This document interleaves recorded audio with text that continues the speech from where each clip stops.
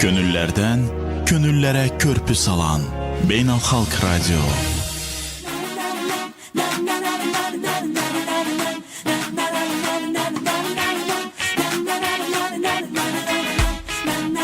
Görürsen gözlerimin derdini, eşedip mi geldin dualarımı? Cevapsız koyma suallarımı. Keşfedirem özümü, toplayıram bir bir parçalarımı. Sen tanımadığın dolmam mı sen? Belki de gizli bir sevdam mı sen? Sen akıp dolmam mı sen? Sarılsan yaralarımı. Sen tanımadığın dolmam mı sen? Belki de gizli bir sevdam mı sen? Sen akıp dolmam mı sen? Sarılsan yaralarımı.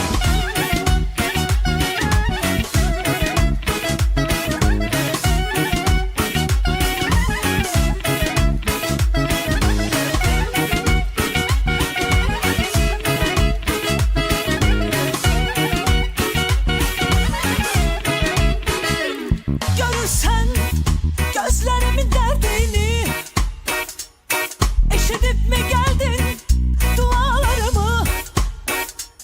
Cevapsız koyma suallarımı. Keşfedirem özümü, toplayıram bir bir parçalarımı. Sen tanımadığın dolmam mı sen? Belki de gizli bir sevdam mı sen? Sen akıp dolmam mı sen? Sarılsan yaralarımı. Sen tanımadığın dolmam mı sen? Belki de gizli bir sevdam mı sen? Sen akıp dolmam mı sen? Sarılsan yaralarımı. Sen tanımadığın dolmam mı sen? Belki de gizli bir sevdam mı sen? Sen akıp dolmam mı sen? Sarılsan yaralarımı. Sen tanımadığın dolmam mı sen? Belki de gizli bir sevdam mı sen? Sen akıp dolmam mı sen?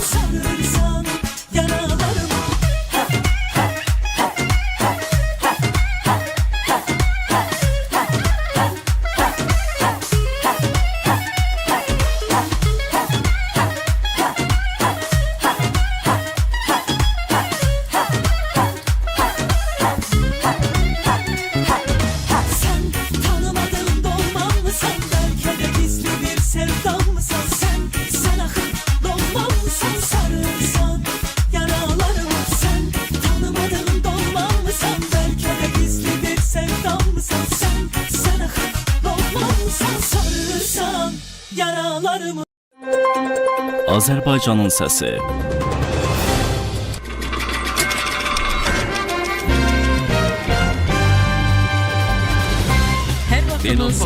Azərbaycan Ermənistanlara Ötən həftə Türk dünyasında qeyri-qanuni hərbi qruplar Azərbaycanın səsi efirdədir. Proqramımız davam edir.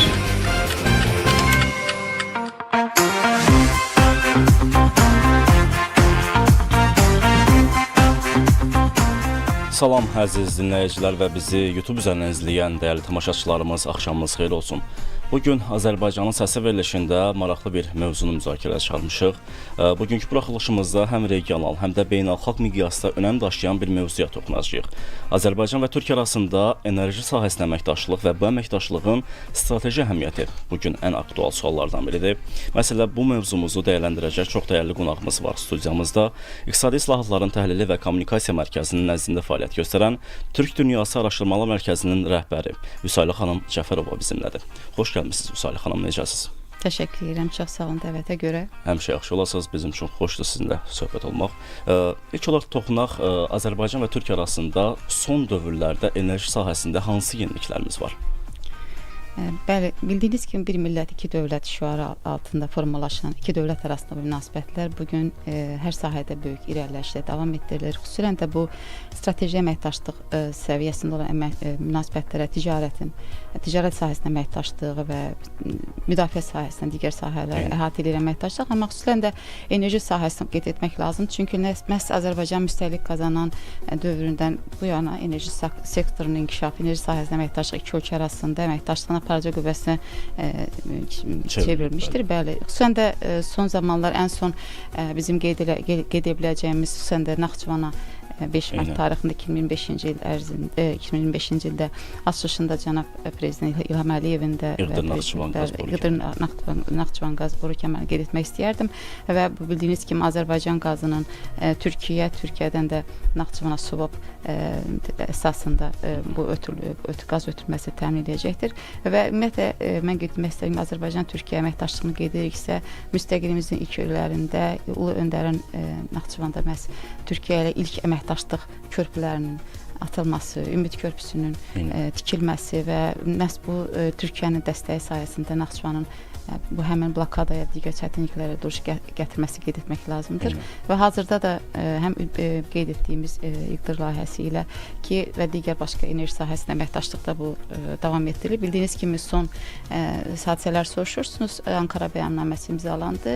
Azərbaycan, Türkiyə, Özbəkistan arasında xüsusən də Ankara bəyannaməsi həm orta dəhlizin inkişaf etdirilməsi layihələr nəzərdə tutulur. Həm də eyni zamanda digər başqa enerji sahələri xüsusən də bilirsiniz ki, Azərbaycan bugün Türkiyə ilə aktiv sürətdə Qaradənizin dibindən belə bir enerji keçidi ötürücü layihəsini həyata keçirmək istəyir və əməkdaşlıq platformaları çox genişdir. Bilirsiniz ki, Türkiyə və Azərbaycan Türk dünyasının hazırda çox lokomotiv ölkələrdir. Hətta deyərdim yaradıcı ölkələrdir. Biz baxsaq Türk Dövlətlər Təşkilatına ki 2021-ci ilin 15-də təsis edilməklə Azərbaycan həmin tarixdə Türkiyə ilə strateji əməkdaşlıq müttəfiqlik sazişi imzalandı və bütün bunların təkləyən qüvvəsi Azərbaycan Qarabağının işğaldan azad olunması oldu ki, müdafiə sayəsində Türkiyəni biz dəstəyini qeyd etməliyik.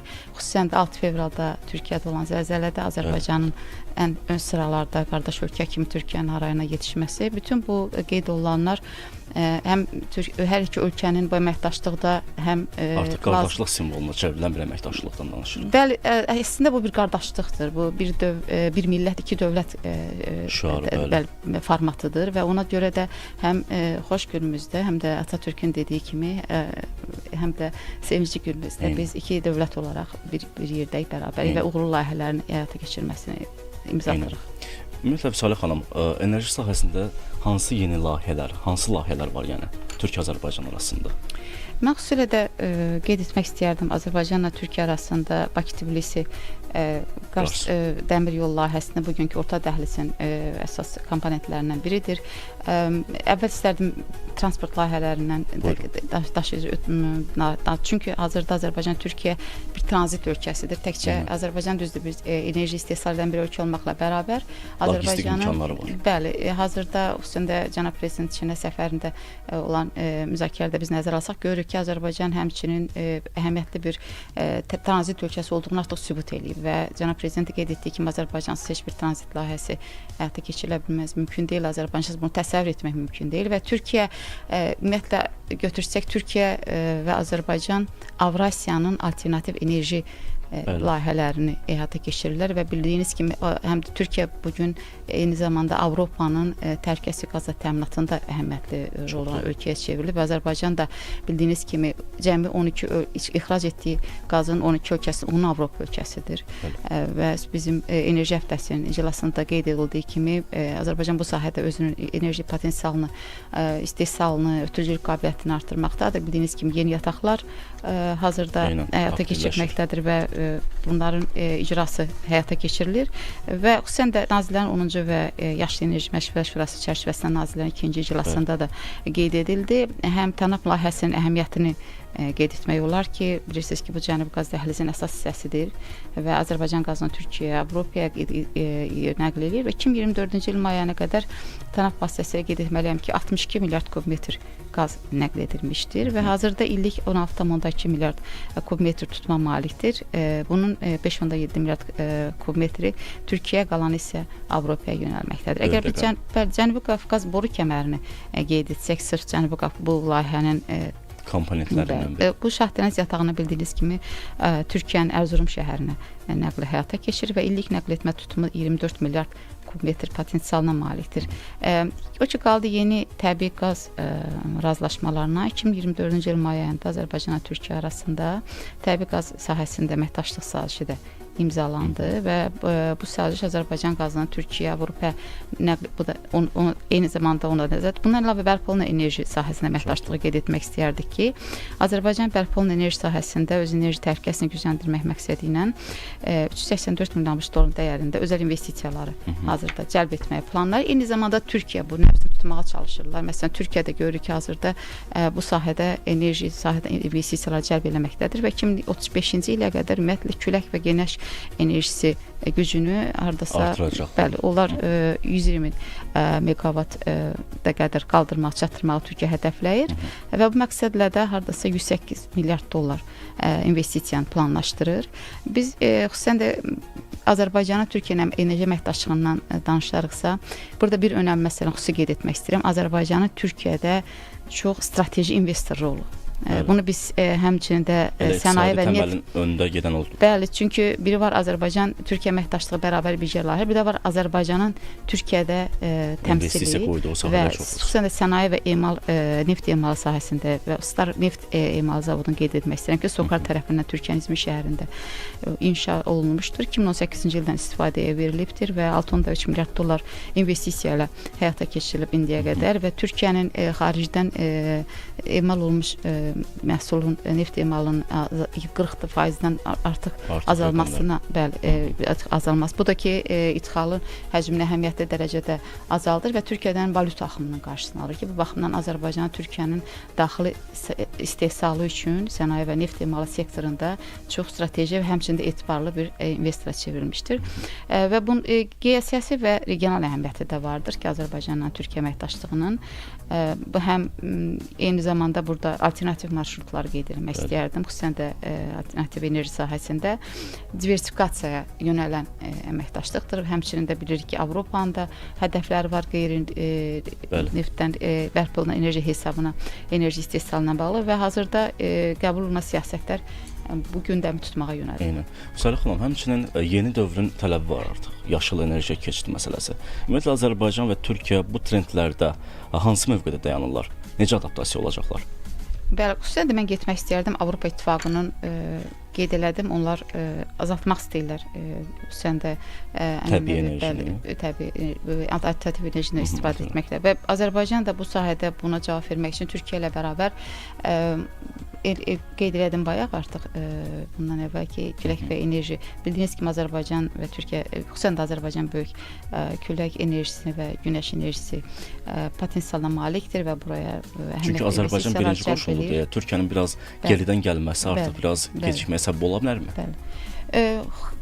Mən qeyd eləməzdim, çünki xüsusən də biz ümumiyyətlə enerji siyasətindən danışırıqsa, burada bu mərhələdə bir neçə istiqamətlər var. Birincisi enerji istehsalı sahəsidir ki, bu sahədə əməkdaşlıq, enerji ötürücülük sahəsində əməkdaşlıq və enerji bazarı sahəsində əməkdaşlıq. Yoxsa enerji bazarı artıq bir istehsalçı və ötürücü ölkə kimi bizim Azərbaycan və Türkiyənin nəzarətindən kənar olan məsələ. Ona görə bizim təqdim edəcəyimiz bazara məhsul həmin enerji bazarından baş verir, ona hədəflənən siyasətləri icra etməyi təmin edir. Baxsaq görərik ki, Avropa İttifaqı məsələn 45-40-cı 50-ci illərə qədər öz enerjinin bərpa olunan enerji hesabına əvəzlənməsinin 40%-dən 50%-nə olmasını hədəfləyir və artıq belə düşünürük ki, əgər biz qaz istehsalatımızı artırarıqsa, artıq bunun bazarı olmaya bilər. Ona görə biz daha çox düşülmüş sürətdə ölkə başçısı tərəfindən görürük ki, Azərbaycan çox əhəmiyyətli surətdə bərpa olunan enerji sahələrinə investisiyanı həyata keçirir və Türkiyə ilə də Qaradənizin dibinə olan layihədə bu nəbzi öyrənməyə buna xidmət edir. Səlih xanım, həmçinin Qarabağ və Şərqi Zəngəzurda yaşıl enerji zonası elan edilib. Ümumiyyətlə burada Türkiyə-Azərbaycanın birgə layihələrindən danışardıq. Bəli, Qarabağ işğaldan azad olunduqdan sonra həm Füzuli beynəlxalq hava limanı götürsək, həm Qarabağda Ağdam şəhərinin baş planını götürsək, həm ümumiyyətlə işğaldan azad olmuş Qarabağ torpaqlarında ağıllı şəhər, ağıllı kənd layihələrini götürsək, burada tikinti ilə bilirsiniz ki, orada kütləvi surətdə tikinti işləri həyata keçirir və burada Türkiyə şirkətləri aparıcı rola malikdir və Azərbaycanla Türkiyənin əməkdaşlığının da bir sahəsi bu tikinti sektorunda həyata keçirilir. Ümumiyyətlə Zəngəzur dəhlizini xüsusilə qeyd eləmək istəyərdim. Çünki bildiyiniz kimi Türkiyə Türk dünyasının qərbə olan qapısıdırsa, Azərbaycan da Zəngəzur dəhlizi timsalında Türkiyənin Asiyaya, Türk dünyasına olan qapısıdır və xüsusilə də mən qeyd etmək istərdim ki, bildiyiniz kimi artıq həm dəmir yolu Ağbənd stansiyasını, digər başqa Füzuli, Horadiz o sahələrdə magistral yolların, dəmir yollarının cənab prezident də səfərlərində onun açılışını eləmişdi. Hazırda tikintiləri artıq başa çatdırmaq üzrədir və Naxçıvan tərəfindən də layihələr həyata keçirilir. Türkiyə tərəfindən də bu nəqliyyat, əgər bu nəqliyyat dəhlizi açılarsa, Türkiyə tərəfi bu nəqliyyatın qəbul etmə, ticarət məhsul axınlarının qarşısını almaq, həyata keçirmək üçün lazım potensialı qaldırmaq layihələri həyata keçirir və bildiyiniz kimi Zəngəzur dəhlizi həm Çinin, Avrasiyanın, Asiyanın Həm Avropaya logistik imkanları var, həm enerji məsələsində də öz məhsullarının tranzitində deyərdik ki, birbaşa üçüncü ölkə olmadan, yəni Azərbaycan, Türkiyə ikinci ölkə olmadan, üçüncü ölkə olmadan birbaşa bunu həyata keçirmək potensialını daxili mübadilər hesabına verir. Bəli, çünki hal-hazırda görsək ki, məsələn, həm Dünya Bankının da hesablamaları görünə və İqtisadi Əməkdaşlıq İnkişaf Təşkilatının hesablamalarına görə görürük ki, 2030-cu ilə qədər 50%-dən yuxarı və hətta 2-3 qata qədər bu aşım mal axınlarının ticarət daşımalarının həcminin artması gözlənilir. Və Azərbaycan da bu baxımdan özünün beynəlxalq dəniz ticarəti limanında ələtdə yük aşırma qabiliyyətini bildiyiniz ki 15 milyon tona 25 milyon tona artırmağı qarşısına hədəf qoyub.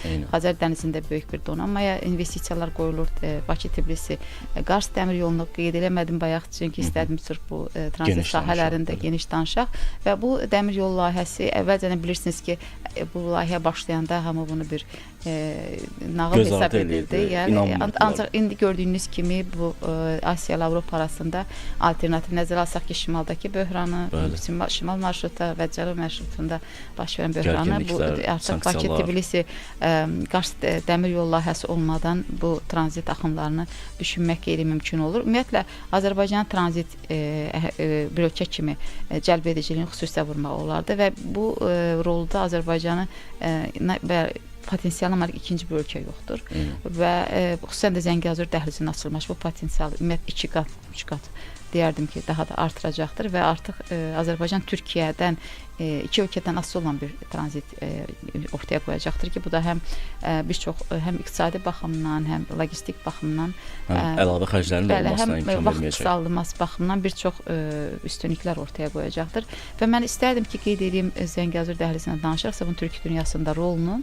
Çünki bilirsiniz, Türk dünyası, Türk Dövlətləri Təşkilatı artıq çox fəal surətdə əməli həyata keçirməkdədir və 2040-cı ildə 2000 deyərdim ki, hələ 24-cü ildə bizim ölkələr arası, Türk dövlətlərinin öz ölkələr arasında ticarət dövriyyəsi 50 milyard dollar idisə, sırf bir il 2025-ci il 12 aya bunu 100 milyard dollar artırmağı Türk Dövlətləri Təşkilatı katibliyi cəmiyyəsinə belə bir hədəf qarşıya qoyulur və bunu nail olması üçün Türk dövlətləri hazırda ölkələr bir-birlərinə investisiya imkanlarını tədqiqatdan həyata keçiriblər. Türk İnvestisiya Fondunun mən rolunu xüsusə qeyd etmək istədim. Bu məqsədlə yaradılıb ki, bu investisiyalar təşviq eləsin və ticarət dövriyyəsi artsın. Ümumiyyətlə, Türk dünyasından danışırıqsa, 8 Türk dövləti, burada 3 dövlət müşahidəçi rolunu oynayır. Onların ümumi daxili məhsulu 2.1 trilyard dollara həcmindədir ki, bu da ümumiyyətlə dünya ümumi daxili məhsulunun 1.8%-ni təşkil edir. Əgər ticarət dövriyyəsinin həcminə baxsaq, Türk dövlətləri arasında ticarət dövriyyəsi, Türk dövlətlərinin arasında yox, ümumiyyətlə Türk dövlətləri bütün qalan dünya ilə ticarət dövriyyəsi 1.1 trilyon dollar, ABŞ dollarının artıqdır ki, bu da ümumi dünya ticarət dövriyyəsi 3.5%-ni əhatə edir. Bəli, bu 178 milyon əhalidir. Bilirsiniz ki, gənc əhalidir, dinamikdir və çox böyük bir gələcək potensiala malik bir bir ölkədir. Ümumiyyətlə, Vüsalə xanım, Türk dünyası, Türk Dövlətləri Təşkilatında enerji inteqrasiyası məsələsində hansı addımlar atılacaq gələcəklə bağlı? Bildiyiniz Təşkilat kimi, daxilində. bu təşkilat enerji siyasəti təşkilat daxilində bilirsiniz ki, həm 2040 Türk vizyonu var. Türk Dövlətləri Təşkilatının katibliyi tərəfindən qəbul olunub. Həm 22-26 strategiya var, inkişaf strategiyası və hər birinin məsələn biz keçən dəfə iştirak elədik. İqtisadi əməkdaşlıq Türk Dövlətləri Təşkilatının iqtisadi əməkdaşlığı 15-ci iclasında biz orada bizim İqtisadi Saatdan Telekommunikasiya Mərkəzinin həyata keçirmək istədiyi geoiqtisadi, Türk dünyasının geoiqtisadi interaktiv xəritəsini təqdim elədik orada və bu da üzv dövlətlər tərəfindən çox yüksək qarşılandı və hazırda onun razılaşma prosesində prosesi həyata keçirilir, təkliflər toplanılır, rəylər toplanılır və onun daha da Təkmilləşdirilməsi. ehtiyaclara cavab üzərində iş gedir və belə getmək istərdim. Həmin Türk Dövlətləri Təşkilatının bu kimi platformalarında, həm Enerji Nazirlərində iclası digər bu platformalarda həmin bu siyasətlər əvvəl təhlil olunaraq qərarlar qəbul edilir və qeyd elədiyim kimi xüsusilə də enerji siyasətində biz enerji təchizatçı ölkələri olaraq daha çox enerjinin bazarından Bazarlaşdırmaq lazımdır. Bildiyiniz kimi son təşəbbüslər arasında qeyd etmək istərdim. Xüsusən Türkmənistan qazanan Azərbaycan vasitəsilə, Türkiyə vasitəsilə ixracı və istifadəsi bu kimi layihələri qeyd etmək olar.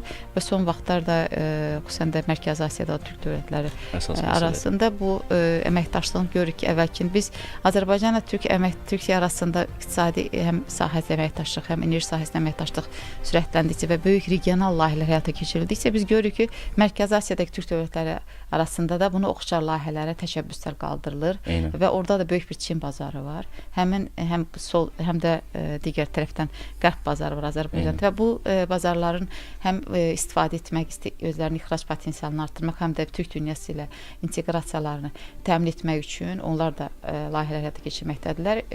Bizim TANAP layihəsi kimi, TAP layihəsi kimi, Cənubi Qafqaz layihəsi, Bakı-Tbilisi, Ceyhan, neft boru xətti və Bakı-Tbilisi, Ərzurum, bütün bu bilirsiniz əvvəlki olan layihələrdir. Cənab Ulu Öndər Heydər Əliyevin vaxtında həyata keçən layihələrdir. Verilişin qısağı nəzərə alaraq o layihələrin təfərrüatına varmırıq.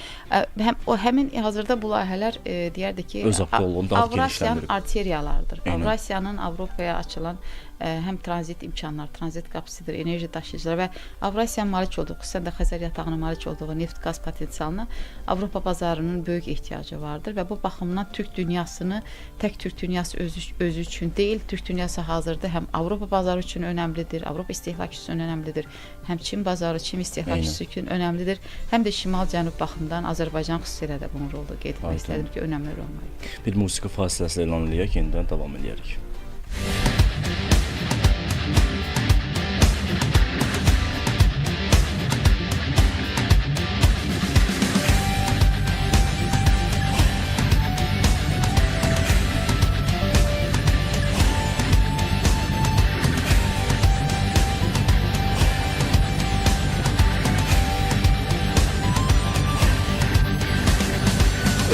Türkmen, Uygur, Tatar, Azeri bir boydur.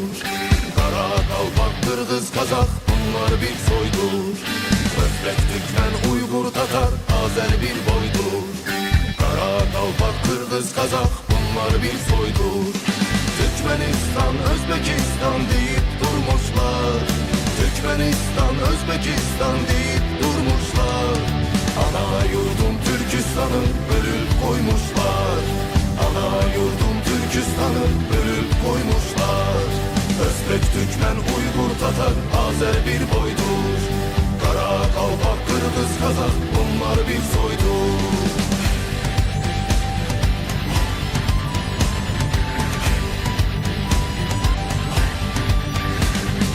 Özbek, Türkmen, Uygur, Tatar, Azer bir boydur. Kara, Kalpak, Kırgız, Kazak, bunlar bir soydur. Özbek, Türkmen, Uygur, Tatar, Azer bir boydur. Kara, Kalpak, Kırgız, Kazak, bunlar bir soydur. İnanmayın, aldanmayın ey Türk yiğitler. İnanmayın, aldanmayın ey Türk yiğitler. 40 esirlik tarihe sahip olan Türkler. 40 esirlik tarihe sahip olan Türkler. Özbek, Türkmen, Uygur, Tatar, Azer bir boydur. Kara, Kalpak, Kırgız, Kazak, bunlar bir soydur.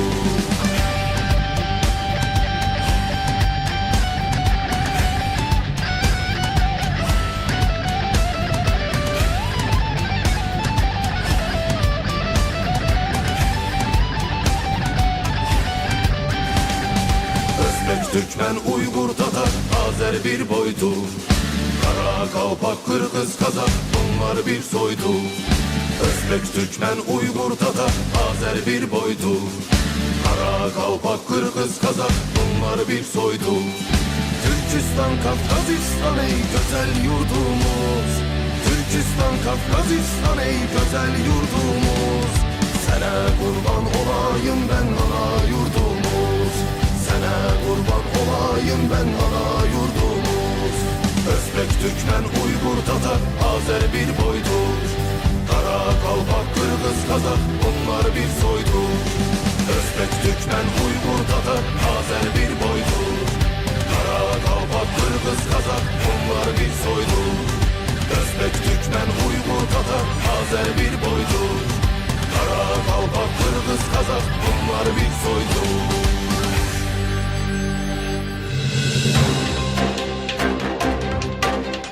Güclü Azərbaycan yeni reallıqlar. Beynəlxalq radioda.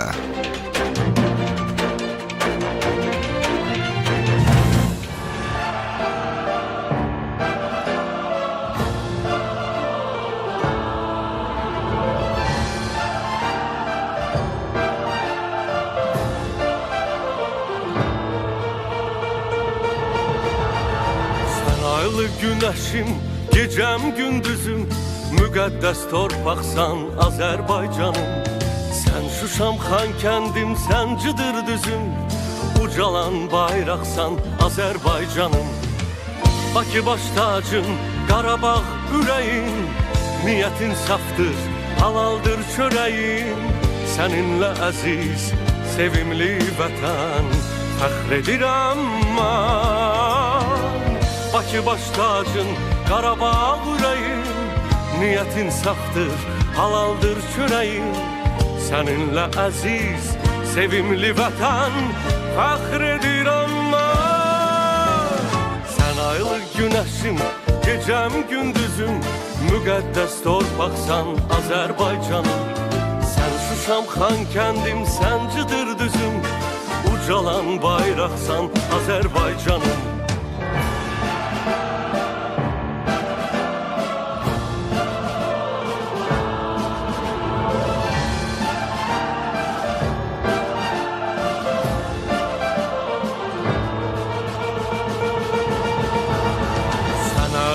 Məskəni sən od yurdusan, bir sönməz ocaqsan Azərbaycanım. Yenilməz, bölünməz, igid ordusan, ədalət sən axsan Azərbaycanım. Bakı baş tacın, Qarabağ ürəyin, niyyətin safdır, halaldır çörəyin. Səninlə əziz, sevimli vətən, fəxr edirəm mən. Bakı baş tacın, Qarabağ ürəyin, niyyətin safdır, halaldır çörəyin. Səninlə əziz, sevimli vətən, fəxr edirəm mən. Sən aylı günəşim, gecəm gündüzüm, müqəddəs torpaqsan Azərbaycanım.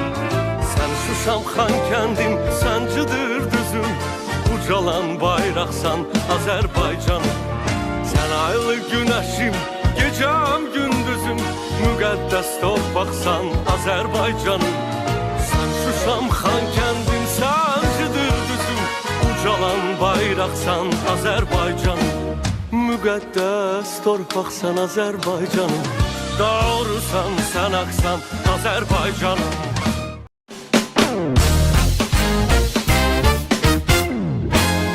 Səsimizlə sərhədləri keçirik. Beynəlxalq radio.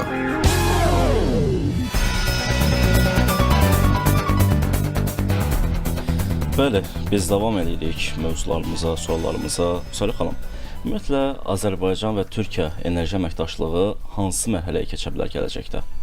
İstəyirəm bu suala cavab verək. Biz baxsaq, hazırda enerji sahəsində əməkdaşlıq daha potensial görünür. Amma bildiyiniz kimi hazırda dünyada baş verən proseslərə baxsaq, xüsusən də iqlim dəyişikliyi ilə bağlı olan narahatlıqlar və bundan irəli gələn qəbul edilən siyasətlərə nəzər salsaq, görürük ki, böyük bir təbii Maneələr var.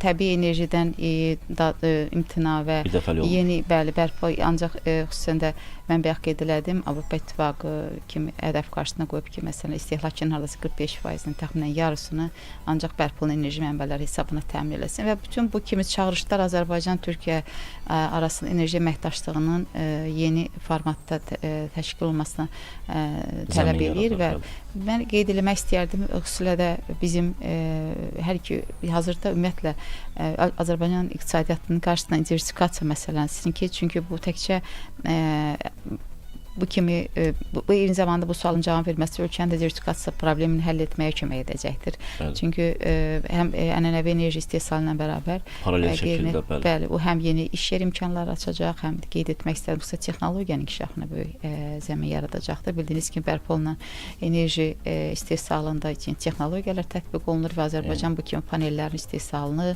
sahəsində, ixracı sahəsində də bu həyata keçirə bilər ki, bu da Azərbaycanda Azərbaycan qeyri-neft sektorunun inkişafına mühüm dəstək verə bilər. İqtisadiyyatın şaxələndirilməsi məsələsi. Tamamilə diversifikasiya məsələsi. Həm eyni zamanda texnologiyaların, know-how-nun yerli istehsalın stimulunun tətbiqində mühüm rol oynaya bilər. O ki qaldı Türkiyədə Turgut Özal'ın qeyd etdiyi kimi şükürlər olsun ki, orada neft və qaz yoxdur. Çünki ölkə özünün ehtiyaclarını qeyri-neft və özünün istehsalı öz daxili imkanları və daha dayanıqlı iqtisadi model üzərində qurmağa xidmət edir bu bəyanat deməklə cənab Özal'ın fikirləri və onu qeyd etmək istəyir. Türkiyə düzdür, tamamilə diversifikasiyalı bir ölkə olsa da, daha çox iqtisadiyyat daha diversifikasiya olsa da, daha çox idxaldan, enerji sahəsində idxal asıllığını azaltmaq kimi hədəfləri var və onların da enerji siyasətində Türkiyənin də bu qarşıya qoyulan planlardan biridir və eyni zamanda Türkiyənin özünün də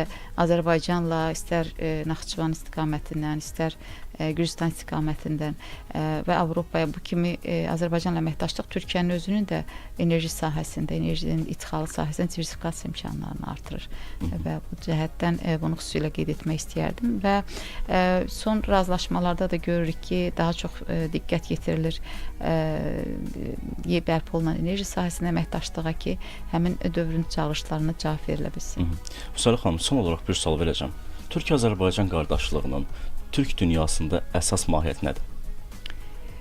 Türk dünyasını qeyd edərəksə, bildiyiniz kimi bir nüvə olaraq Azərbaycan-Türkiyə əməkdaşlığından başladı, bir millət, iki dövlət ideyasından başladı və çox gözəl bir örnəkdir ki, mən bayaq da qeyd elədim, Mərkəzi Asiya ölkələrində də bu kimi təşəbbüslərin təkrarlanmasına, həyata keçirilməsinə qeyd edirik və perspektivlərinə gəldikdə bizim bildiyiniz kimi Zəngəzur dəhlizinin açılması ilə Azərbaycan-Türkiyə daha bağlanarsa, nəqliyyat baxımından və digər bayaq qeyd elədiyim Avrasiyanın əsas arteriyalarından biri Azərbaycan-Türkiyə birbaşa bağlayarsa Zəngəzur koridoru dəhlizi vasitəsilə bu əməkdaşlıq tamamilə yeni formata keçirəcək. Həm biz o zaman düşünə bilərik ki, həm ticarət dövriyyəsinin həcmi əhəmiyyət dərəcədə artacaq, həm investisiyalar sahəsində, xarici bazarlar artacaq. Tamamilə doğrudur, həm bazarlara gedib, həmçində hər iki ölkənin iqtisadiyyatları arasında dəyər zəncirinin qurulmasında bu çox önəmli rol oynayacaqdır ki, biz düşünürük ki, bu hər iki ölkənin ixrac potensialının artırmasına xidmət edəcəkdir. Ümumiyyətlə